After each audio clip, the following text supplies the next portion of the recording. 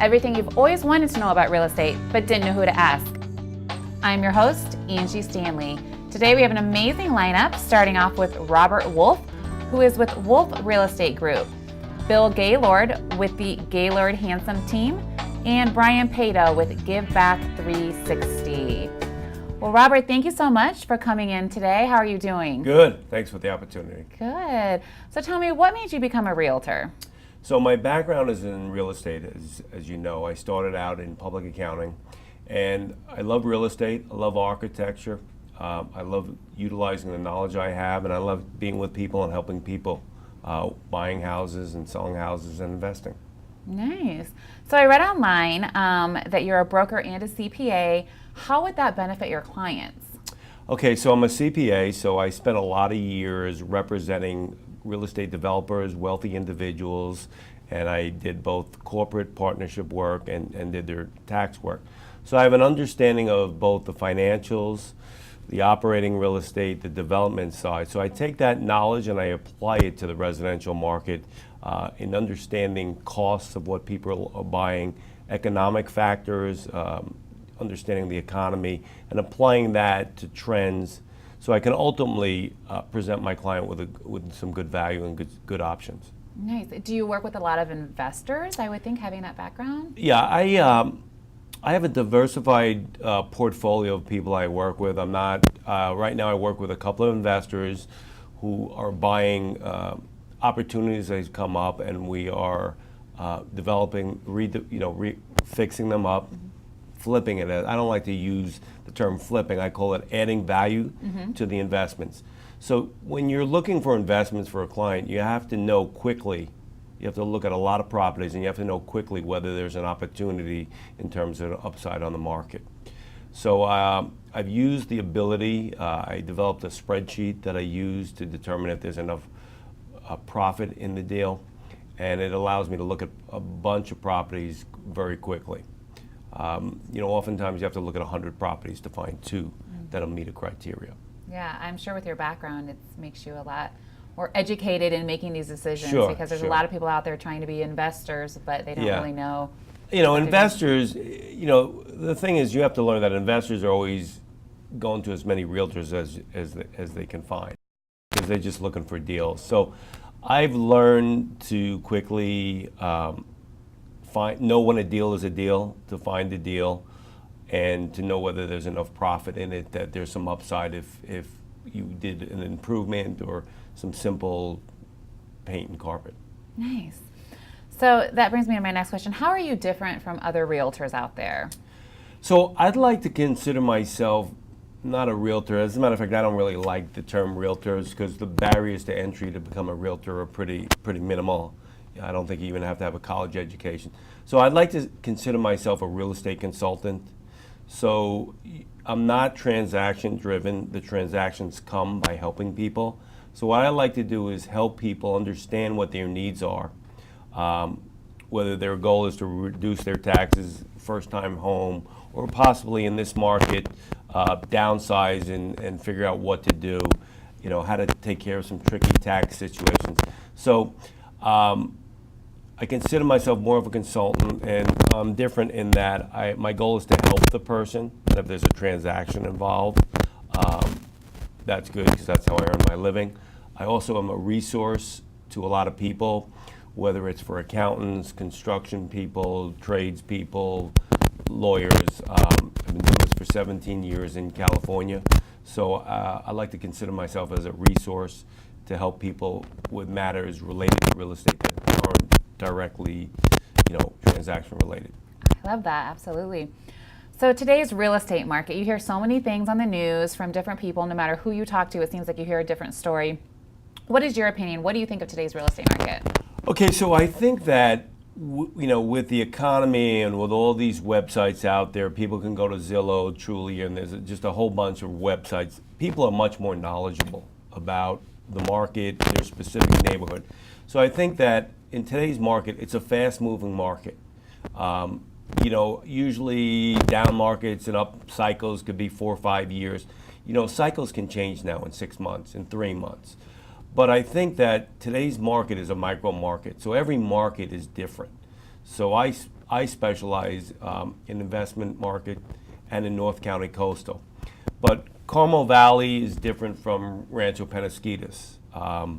Different price points have different activities. So I think that when you look at a market, you have to look at the specifics of a market. What market are you looking at?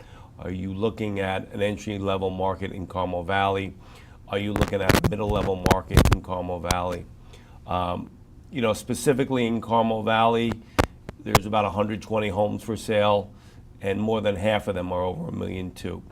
So as a seller, you have to look at a specific niche, let's say the $1 million to $1.5 million market, see what kind of transactions are occurring in that market. So it's dynamic. It's a micro market. It's very specific to what you're trying to sell or buy or accomplish. I agree, because people are like, inventory's so low. Yeah. Well, in certain areas or Yeah. certain markets it is. Yeah. But I agree. Yeah, and in certain markets, inventory doesn't exist. In other markets, there's an abundance of inventory. So. Okay, to kind of wrap things up, what would be the best tip you'd have for a buyer, and then after that, the best tip for a seller? Okay, so the best tip for a buyer is to be educated. You have to do your homework of what you want. Okay, so the old days where you take somebody in a car and you drive them to different neighborhoods and kind of show them the schools and the price points in different neighborhoods. So I think that what I tell my buyers is you got to be educated, know what you want in terms of schools, proximity to oceans, price points, and know the general price points of a given neighborhood. And once you understand that, I think buying real estate is a personal process. You're going to learn a lot about people and what they can afford, and a lot about relationships. So you got to understand. You got to pick somebody who you feel comfortable with, because it's going to be a close relationship for a short period of time. So Absolutely. that's on the buying side. On the selling side, I would say that you want to know somebody you want to choose somebody who's got some expertise in the area, in your marketplace. Okay. So if you're selling a $1.2 million home in Carmel Valley, you want to have somebody preferably who has lived in the area, somebody who has had some transactions in the area, and somebody who has a plan of attack, marketing, and a specific plan of attack to get the house sold. Great information. Well, thanks so much, Robert, for coming on. Next up is going to be Bill Gaylord with the Gaylord-Hansen team.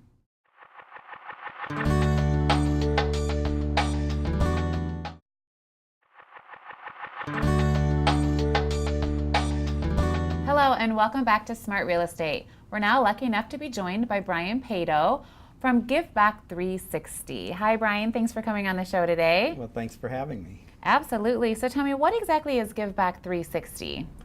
Well, BreakThruTV is a completely new and innovative process for nonprofits to do fundraising.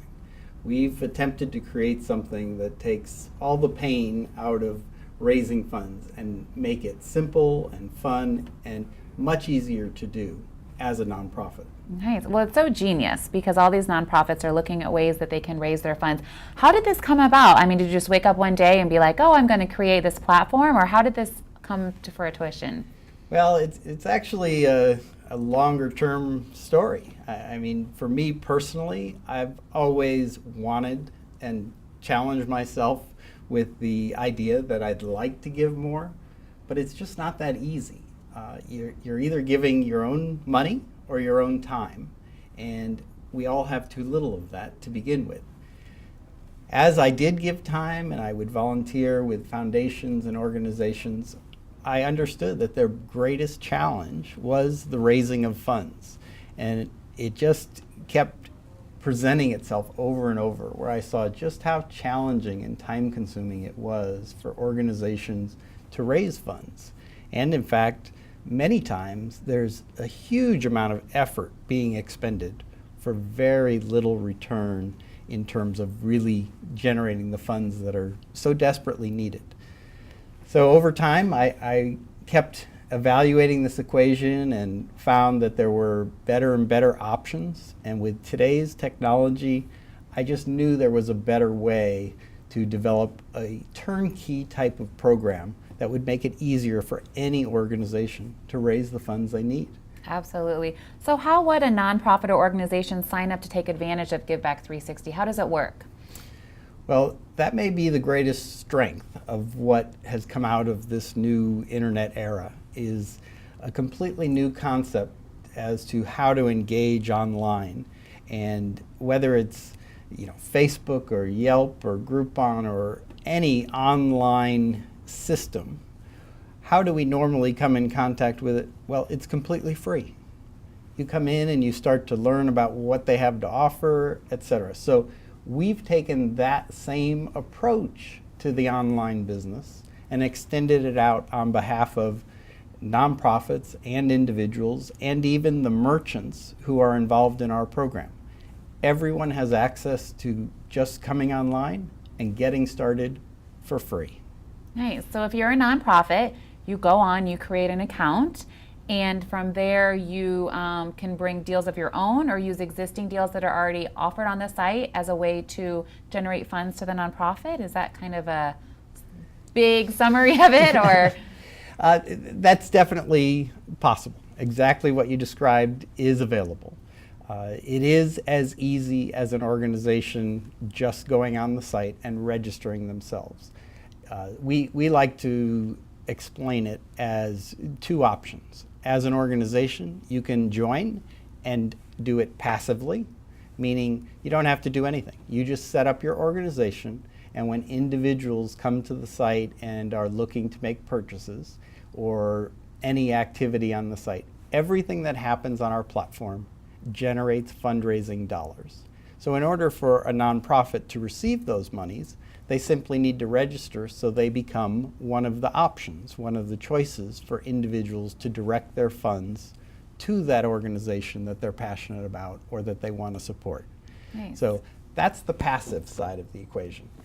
If an organization would like to be more active with the platform, it's still completely free. All the features, all the options of what an organization can do never has a cost to it.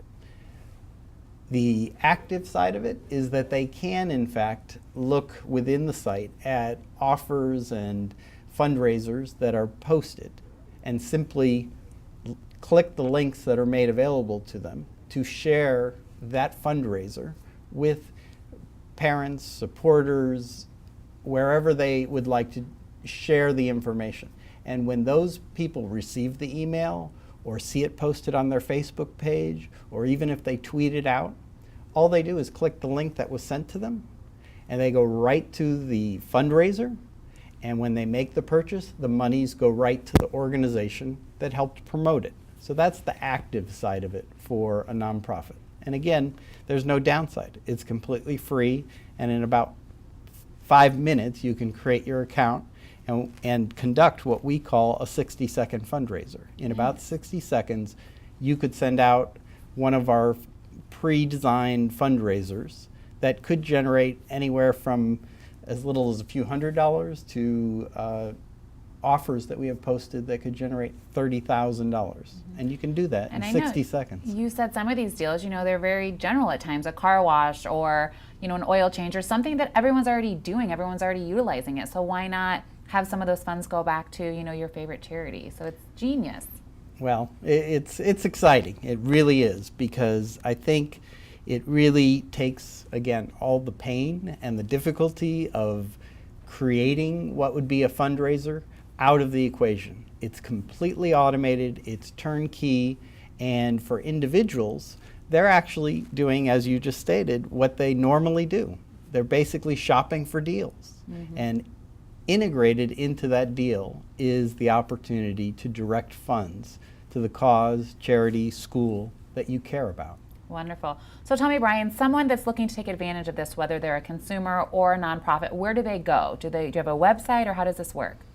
Everything is directly over the website, and it's as simple as giveback360.com. You simply go there, and whether you're an individual, a nonprofit, or even a merchant with a business, you can get started, and it is completely free throughout the process for all of those different groups. All right, so giveback360.com. Yes. All right, well, thanks so much, Brian, for coming on. And next up, we have Bill Gaylord with the Gaylord-Hansen team.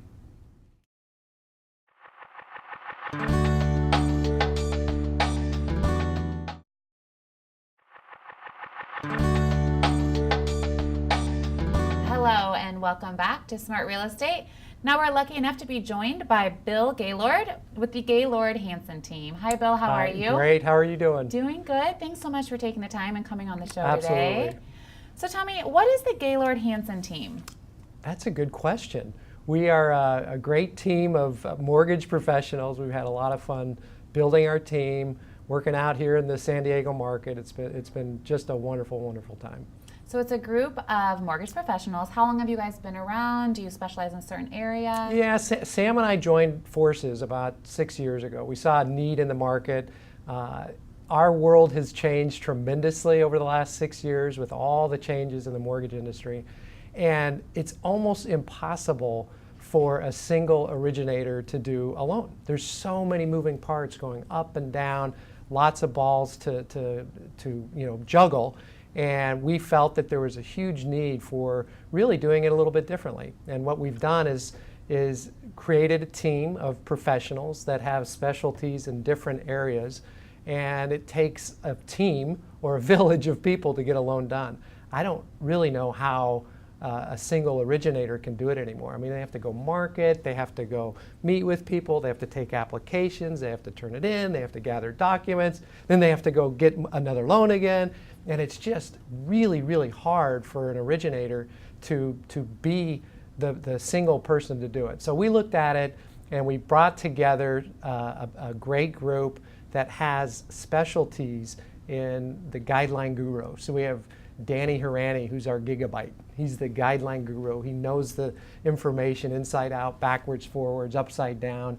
Sam is just a systems guy, right? He's a systems engineer from the Merchant Marine Academy who just is a driver. And he actually worked at NASCO, which was a shipbuilding, right? So he used to build ships. So he's very processed. So he's put a system and a process into place for us that when a loan comes in, it goes through this process. And so we're always hitting the marks, making sure that the loans go through.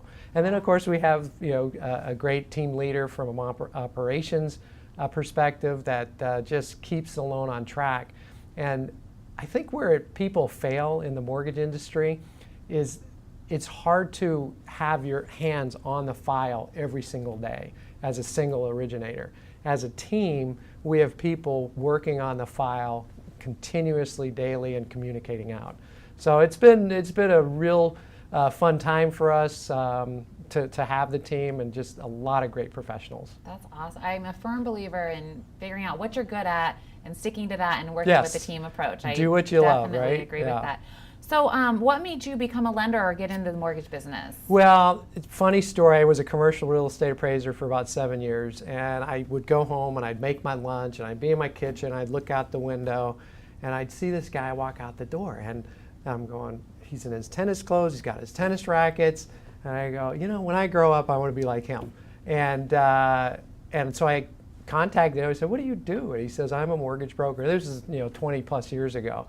And so I talked to him about it, and he told me about the mortgage industry. I had a lot of real estate experience, so it was a nice flow to come over. Now I don't play tennis in the afternoons, but I truly love what I do, and it's we just have a blast. Yeah, I think the days of anyone in the real estate industry playing tennis in the middle of the day are not right now. Hopefully, maybe in the future. Cannot do that anymore. Yes. So tell me, your role at the Gaylord-Hansen team is you're the team leader. What exactly is that? It's really trying to create a culture within our team. I do a lot of events, a lot of marketing, a lot of follow-up, a lot of phone calls, and it's really trying to create the relationships within the realtor community that they will entrust sending their client to us, and we'll take great care of it. So I'm kind of on the outside, speaking with people. I do some videos, which is kind of a new thing for me, and we do some events. So that's my role, is pretty much being out in front of the public, in front of the people, in front of the realtors, and bringing the business in so that our fabulous team can get the loan done for them. Absolutely, I love that. So where do you see the market today, especially coming from the mortgage side of things? The market, I think, is I think it's going to get better and better and better. It's, interest rates are moving up. I think that there's a lack of new supply coming in. They just can't build enough. The household formation is continuing to grow in San Diego County, and truthfully, there's just not enough homes in San Diego. So appreciation will probably go up. But if interest rates start to rise, I think the price appreciation will level off because it'll be an affordability issue more than anything. The difference between now and like 2007, 2008 is that there were a lot of loan products that were available and prices could go up. Now, with the way mortgages are delivered, is you have to meet the income requirements, the asset requirements, the credit requirements. You have to be able to actually afford the home, whereas in the past it was kind of, there was not a lot of people that could afford some of the homes they were in. Very cool. So as we wrap up, what would be your top tip you would give someone looking to buy from a lending standpoint? I would give 3. I'd buy now, I would buy responsibly, and I would buy for lifestyle. And I think buying for lifestyle is the key here. I think most people previously would buy it as an investment and thinking this is going to be a great investment for me, I'll make money down the road. But people are staying in their houses longer. They're going to stay in there now about 12 years where it used to be 7. Buy a home that you like, buy a home that you love, and you'll enjoy it for the rest of your, for the time that you're in there. I love that mindset, and you're so correct. People have always been, I'll buy and then I'll sell in a couple years, right. And now people are looking kind of more at the future. Exactly. So, great information, Bill. Thank you so much. Thank you. And thank all of you for watching, and tune into our next show, www.oakwoodtv.tv. And if you're interested in being a featured member of the show, check us out online as well.